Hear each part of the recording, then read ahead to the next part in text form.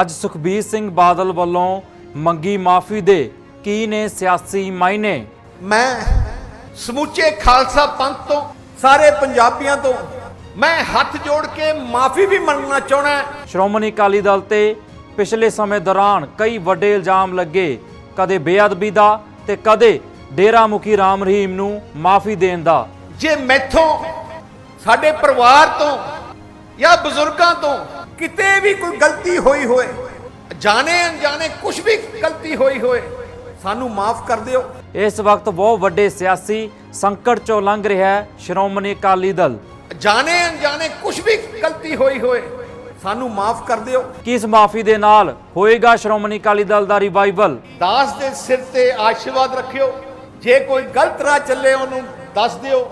ਕਿਹਾ ਜਾਂਦਾ ਹੈ ਕਿਸੇ ਵੀ ਲੀਡਰ ਦੇ ਮੂੰਹੋਂ ਨਿਕਲੇ ਸ਼ਬਦ ਕਦੇ ਗੈਰ ਸਿਆਸੀ ਨਹੀਂ ਹੁੰਦੇ। ਲੀਡਰ ਦੇ ਮੂੰਹੋਂ ਨਿਕਲੀ ਕੱਲੀ ਗੱਲ ਰਾਜਨੀਤੀ ਦੇ ਪੈਰਲਲ ਚੱਲਦੀ ਹੈ। ਅੱਜ ਪ੍ਰਕਾਸ਼ ਸਿੰਘ ਬਾਦਲ ਹੋਣਾ ਦੀ ਅੰਤਿਮ ਅਰਦਾਸ ਸੀ ਔਰ ਗ੍ਰਹਿ ਮੰਤਰੀ ਅਮਿਤ ਸ਼ਾਹ ਸਮੇਤ ਕਈ ਵੱਡੀਆਂ ਸ਼ਖਸੀਅਤਾਂ ਅੱਜ ਪ੍ਰਕਾਸ਼ ਸਿੰਘ ਬਾਦਲ ਹੋਣਾ ਨੂੰ ਸ਼ਰਧਾਂਜਲੀ ਦੇਣ ਦੇ ਲਈ ਪਹੁੰਚੀਆਂ। ਪਿੰਡ ਬਾਦਲ ਵਿਖੇ ਵੱਡਾ ਇਕੱਠ ਹੋਇਆ, ਲੋਕਾਂ ਦਾ ਹੜ੍ਹ ਆਇਆ ਹੋਇਆ ਸੀ ਅੱਜ ਤਿਲ ਸਿੱਟਣ ਨੂੰ ਵੀ ਜਿੱਥੇ ਕੋਈ ਥਾਂ ਨਹੀਂ ਸੀ। ਪਰ ਇਸ ਦੌਰਾਨ ਜਦੋਂ ਅਰਦਾਸ ਖਤਮ ਹੁੰਦੀ ਆ ਤਾਂ ਉਸ ਤੋਂ ਬਾਅਦ ਅਰਦਾਸ ਸਮਾਪਤ ਹੋਣ ਤੋਂ ਬਾਅਦ ਹੀ ਜਿਹੜਾ ਪ੍ਰਕਾਸ਼ ਸਿੰਘ ਬਾਦਲ ਹੋਣਾ ਦੀ ਉਸਤਤ ਦੇ ਵਿੱਚ ਵੱਖ-ਵੱਖ ਸ਼ਖਸੀਅਤਾਂ ਦੇ ਵੱਲੋਂ ਬੋਲਿਆ ਜਾਂਦਾ ਹੈ। ਉਸ ਦੇ ਵਿੱਚ ਸਭ ਤੋਂ ਅਹਿਮ ਰਹੀ ਜਦੋਂ ਸੁਖਬੀਰ ਸਿੰਘ ਬਾਦਲ ਖੁਦ ਬੋਲਦੇ ਨਜ਼ਰ ਆਏ। ਉਹਨਾਂ ਦੇ ਭਾਸ਼ਣ ਦੇ ਉੱਪਰ ਸਭ ਦੀਆਂ ਨਜ਼ਰਾਂ ਅੱਜ ਟਿਕੀਆਂ ਹੋਈਆਂ ਸੀ ਔਰ ਜੋ ਗੱਲਾਂ ਜੋ ਉਹਨਾਂ ਨੇ ਆਪਣੇ ਭਾਸ਼ਣ ਦੇ ਵਿੱਚ ਕਹੀਆਂ ਉਸ ਦੇ ਕਈ ਸਿਆਸੀ ਮਾਇਨੇ ਜਿਹੜੇ ਆ ਨਿਕਲਣੇ ਸ਼ੁਰੂ ਹੋ ਗਏ ਨੇ। ਸੁਖਬੀਰ ਸਿੰਘ ਬਾਦਲ ਹੋਣਾ ਨੇ ਅੱਜ ਮਾਫੀ ਮੰਗੀ ਹੈ। ਜੀ ਹਾਂ, ਸੁਖਬੀਰ ਸਿੰਘ ਬਾਦਲ ਹੋਣਾ ਨੇ ਅੱਜ ਹੱਥ ਜੋੜ ਕੇ ਮਾਫੀ ਮੰਗੀ ਹੈ। ਉਹਨਾਂ ਦੇ ਵੱਲੋਂ ਕਿਹਾ ਗਿਆ ਕਿ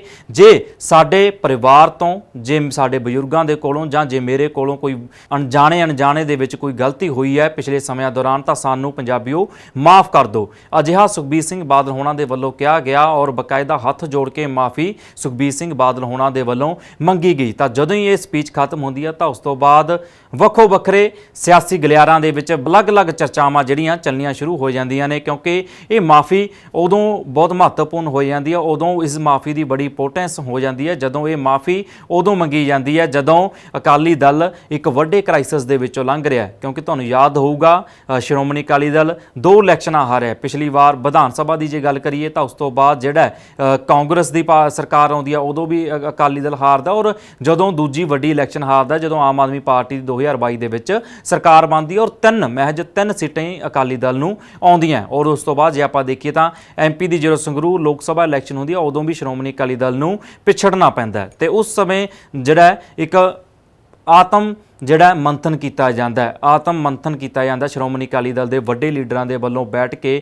ਮੀਟਿੰਗਾਂ ਕੀਤੀਆਂ ਜਾਂਦੀਆਂ ਨੇ ਔਰ ਉਸ ਤੋਂ ਬਾਅਦ ਆਪਸੀ ਤਣਾਅਪੂਰਵਕ ਮਾਹੌਲ ਵੀ ਬਣਦਾ ਕਿਉਂਕਿ ਆਪਸੀ ਕਨਫਲਿਕਟ ਵੀ ਵੱਡੇ ਲੀਡਰਾਂ ਦਾ ਬਹੁਤ ਜ਼ਿਆਦਾ ਜਿਹੜਾ ਦੇਖਣ ਨੂੰ ਮਿਲਦਾ। ਜੇ ਯਾਦ ਹੋਵੇ ਤੁਹਾਨੂੰ ਤਾਂ ਬੀਬੀ ਜਗੀਰ ਕੌਰ ਬੜੇ ਖੁੱਲ੍ਹ ਕੇ ਬੋਲਦੇ ਨਜ਼ਰ ਆਏ ਸੀ, ਚਾਹੇ ਮਨਪ੍ਰੀਤ ਆਲੀ ਹੋਣ ਉਹ ਵੀ ਬੋਲਦੇ ਨਜ਼ਰ ਆਏ ਸੀ। ਉਹਨਾਂ ਦੇ ਵੱਲੋਂ ਵੀ ਇਹ ਕਿਹਾ ਗਿਆ ਕਿ ਸ਼੍ਰੋਮਣੀ ਅਕਾਲੀ ਦਲ ਦੇ ਵੱਲੋਂ ਪਿਛਲੇ ਸਮਿਆਂ ਦੌਰਾਨ ਕੁਝ ਗਲਤੀਆਂ ਹੋਈਆਂ ਤਾਂ ਇਹਨਾਂ ਗਲਤੀਆਂ ਦੀ ਜੇ ਗੱਲ ਕਰੀ ਤਾਂ ਬੀਬੀ ਜਗੀਰ ਕੌਰ ਵੀ ਬੜਾ ਖੁੱਲ੍ਹ ਕੇ ਬੋਲਦੇ ਹੋਏ ਸਾਹਮਣੇ ਆਏ ਸੀ ਕਿ ਸ਼੍ਰੋਮਣੀ ਅਕਾਲੀ ਦਲ ਦੇ ਕੋਲੋਂ ਪਿਛਲੇ ਸਮਿਆਂ ਦੌਰਾਨ ਗਲਤੀਆਂ ਹੋਈਆਂ ਔਰ ਵਿਰੋਧੀ ਵੀ ਲਗਾਤਾਰ ਇਹ ਨਿਸ਼ਾਨੇ ਲਗਾ ਰਹੇ ਸੀ, ਚਾਹੇ ਉਹ ਬੇਅਦਬੀ ਦਾ ਮਸਲਾ ਹੋਵੇ, ਚਾਹੇ ਡੇਰਾ ਮੁਖੀ ਰਾਮ ਰਹੀਮ ਨੂੰ ਮਾਫੀ ਦਿਵਾਉਣ ਦਾ ਮਸਲਾ ਹੋਵੇ। ਉਸ ਦੌਰਾਨ ਵਿਰੋਧੀਆਂ ਦੇ ਨਿਸ਼ਾਨੇ ਦੇ ਉੱਪਰ ਲਗਾਤਾਰ ਸੁਖਬੀਰ ਬਾਦਲ ਬਣੇ ਰਹਿੰਦੇ ਆ, ਲਗਾਤਾਰ ਜਿਹੜਾ ਸ਼੍ਰੋਮਣੀ ਅਕਾਲੀ ਦਲ ਬਣਿਆ ਰਹਿੰਦਾ। ਤਾਂ ਉਸ ਤੋਂ ਬਾਅਦ ਝੁੰਦਾ ਕਮੇਟੀ ਬਣਦੀ ਹੈ, ਤੁਹਾਨੂੰ ਯਾਦ ਹੋਊਗਾ ਝੁੰਦਾ ਕਮੇਟੀ ਬਣਦੀ ਹੈ ਜਦੋਂ ਤਾਂ ਉਸ ਸਮੇਂ ਸਾਰੇ ਅਹੁਦੇਦਾਰਾਂ ਦੇ ਕੋਲੋਂ ਅਸਤੀਫੇ ਲੈ ਲਏ ਜਾਂਦੇ ਨੇ ਪਰ ਸੁਖਬੀਰ ਸਿੰਘ ਬਾਦਲ ਹੋਣਾ ਦੇ ਵੱਲੋਂ ਅਸਤੀਫਾ ਨਹੀਂ ਦਿੱਤਾ ਜਾਂਦਾ। ਤਾਂ ਉਸ ਸਮੇਂ ਦੌਰਾਨ ਤੁਹਾਨੂੰ ਯਾਦ ਹੋਊਗਾ ਜਗਮੀਤ ਸਿੰਘ ਬਰਾੜ ਬੜੇ ਖੁੱਲ੍ਹ ਕੇ ਬੋਲੇ ਸੀ, ਉਹਨਾਂ ਨੇ ਵਿਰੋਧ ਕੀਤਾ।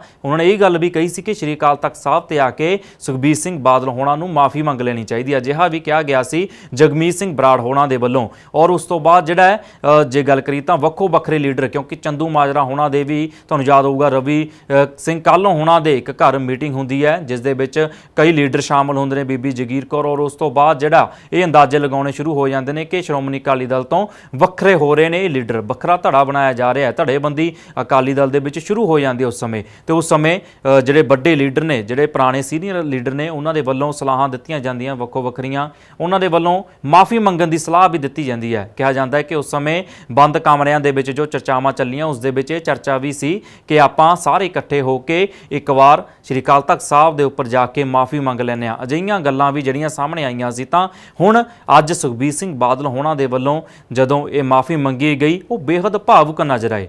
ਉਹ ਅੱਖਾਂ ਦੇ ਵਿੱਚ ਹੰਝੂ ਉਹਨਾਂ ਦੇ ਦਿਸ ਰਹੇ ਸੀ ਔਰ ਭਾਵੁਕ ਹੁੰਦੇ ਉਹਨਾਂ ਨੇ ਕਿਹਾ ਕਿ ਸਾਡੇ ਪਰਿਵਾਰ ਤੋਂ ਜੇ ਕੋਈ ਜਾਣੇ ਅਣਜਾਣੇ ਦੇ ਵਿੱਚ ਪਿਛਲੇ ਸਮਿਆਂ ਦੌਰਾਨ ਕੋਈ ਵੀ ਗਲਤੀ ਹੋਈ ਹੈ ਤਾਂ ਪੰਜਾਬੀਓ ਸਾਨੂੰ ਮਾਫ ਕਰ ਦਿਓ। ਅਜਿਹਾ ਉਸ ਸਮੇਂ ਮਹੱਤਵਪੂਰਨ ਹੋ ਜਾਂਦਾ ਔਰ ਕਿਉਂਕਿ ਕਿਹਾ ਜਾਂਦਾ ਕਿ ਪੰਜਾਬੀਆਂ ਦਾ ਦਿਲ ਬਹੁਤ ਵੱਡਾ ਹੈ। ਇੱਥੇ ਸਭ ਤੋਂ ਵੱਡੀ ਐਗਜ਼ਾਮਪਲ ਮੈਂ ਦੇਣਾ ਚਾਹੂੰਗਾ ਕਾਂਗਰਸ ਪਾਰਟੀ ਦੀ। ਯਾਦ ਹੋਊਗਾ 1984 ਦੇ ਵਿੱਚ ਜਦੋਂ ਇੰਦਰਾ ਗਾਂਧੀ ਦੇ ਵੱਲੋਂ ਦਿੱਤੇ ਦਿਸ਼ਾ ਨਿਰਦੇਸ਼ਾਂ ਤੇ ਅਕਾਲ ਤਖਤ ਸਾਹਿਬ ਢਹਿ ਢੇਰੀ ਕੀਤਾ ਗਿਆ ਔਰ ਉਸ ਸਮੇਂ ਜਿਹੜਾ ਆਪਰੇਸ਼ਨ ਚਲਾਇਆ ਗਿਆ ਸੀ ਬਲੂ ਸਟਾਰ ਹੋਇਆ। ਇੰਦਰਾ ਗਾਂਧੀ ਦੀ ਕੇਂਦਰ ਦੇ ਵਿੱਚ ਸਰਕਾਰ ਸੀ। ਉਸ ਤੋਂ ਬਾਅਦ ਰਾਹੁਲ ਗਾਂਧੀ ਨੇ ਵੀ ਮਾਫੀ ਮੰਗੀ ਔਰ ਉਸ ਤੋਂ ਬਾਅਦ ਜਿਹੜਾ ਜੇ ਗੱਲ ਕਰੀਏ ਤਾਂ ਜਦੋਂ ਰਾਹੁਲ ਗਾਂਧੀ ਅੱਜ ਵੀ ਹਰਿਮੰਦਰ ਸਾਹਿਬ ਆਉਂਦੇ ਨੇ ਤਾਂ ਉਸ ਸਮੇਂ ਉਹਨਾਂ ਸਤਿਕਾਰ ਕੀਤਾ ਜਾਂਦਾ, ਸਰੋਪਾ ਦਿੱਤਾ ਜਾਂਦਾ ਔਰ ਉਸ ਤੋਂ ਕਿਉਂਕਿ ਹਾਲਾਂਕਿ ਬਹੁਤ ਵਧੀਆ ਗੱਲ ਹੈ ਕਿਉਂਕਿ ਜਦੋਂ ਪੰਜਾਬੀ ਆਪਣਾ ਵੱਡਾ ਦਿਲ ਦਿਖਾਉਂਦੇ ਆ ਤਾਂ ਫਿਰ ਅਜਿਹਾ ਹੀ ਹੁੰਦਾ ਤੇ ਉਸ ਤੋਂ ਬਾਅਦ ਜੇ ਗੱਲ ਕਰੀ ਤਾਂ ਕਾਂਗਰਸ ਪਾਰਟੀ ਦੀ ਸਰਕਾਰ भी बनती है। कैप्टन अमरिंदर सिंह कांग्रेस के उस समय मुख्य मंत्री भी बनते उस तो बाद तो ये सब मामले तो बाद जे गल करिए तो सहज ही अंदाजा लगाया जा सकता है कि ये माफ़ी दे की मायने हो सकते हैं क्योंकि जे आप डी कोड करते हैं इस माफ़ी को क्योंकि कहा जाता कि लीडर के मूँह के विचों निकले कोई भी शब्द अर्थहीन नहीं होंगे, कोई भी शब्द राजनीति तो परे नहीं होंगे, बियॉन्ड दा राजनीति नहीं होंगे सगों वो राजनीति दे पैरल ही चलते हैं। जो शब्द एक लीडर कदे भी अपने भाषण दे विच कहंदा है ते जिवें अज सुखबीर सिंह बादल होना ने माफ़ी मंगी है तो हुण सियासी जिहड़े माहर ने वो ये चर्चा करनी शुरू कर चुके हैं। उन्हां दे विच ये गल्लां चलनियां शुरू हो गई ने कि हो सकता है इस माफ़ी तो रिवाइवल जिहड़ा श्रोमणी अकाली दल दा स्टार्ट हो जाए। इस माफ़ी दे नाल श्रोमणी अकाली दल फिर पैरां भार हो जाए और फिर तो जिहड़ा श्रोमणी अकाली दल पंजाब दे विच उभर के सामने आए और लोग उन्हां दा स्वागत करन। सारे पंजाबियां तो मैं हाथ जोड़ के माफी भी मंगना चाहना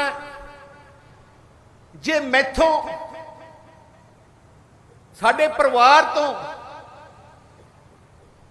या बुजुर्गों तो किते भी कोई गलती हुई होए, जाने अनजाने कुछ भी गलती हुई होए, सानू माफ कर दियो। मेरी कोशिश रहूगी सारी जिंदगी जिन्ना मान तुसी दिता है वो मान नू जिवें सेवा कर सका मैं पूरी जिंदगी साडा परिवार सेवा करता रहेगा। मैं महापुरखों के चरणों च अरदास बेनती करदा परमात्मा कि दास दे सिर ते आशीर्वाद रखियो, जे कोई गलत राह चले उन्होंने दस दियो कि असी ते सारी संगत नू, सारी समूची पार्टी नू, समूचे खालसा पंथ नू कि श्रोमणी अकाली दल आप समूचे खालसा पंथ की नुमाइंदा जथेबंदी है। इस खालसा पंथ की नुमाइंदा जथेबंदी की चढ़ती कला वास्ते आप सारे अरदास करिए। मैं कहना सच्ची श्रद्धांजलि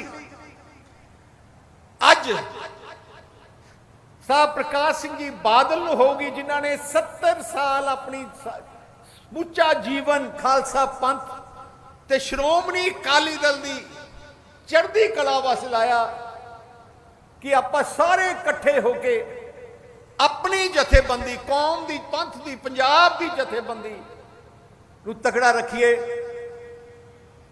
मेरे को होर कोई लफ्ज नहीं बोलिया नहीं जा रहा पर फिर भी मैं सारी संगत तो दिलों सारी संगत तो मैं माफ़ी चाहना कि जो कोई गलती साडे परिवार तो हुई हुई तो सारी संगत का मैं दिलों धन्यवाद करदा। तुसी साडे दुख अज शरीक होए हो।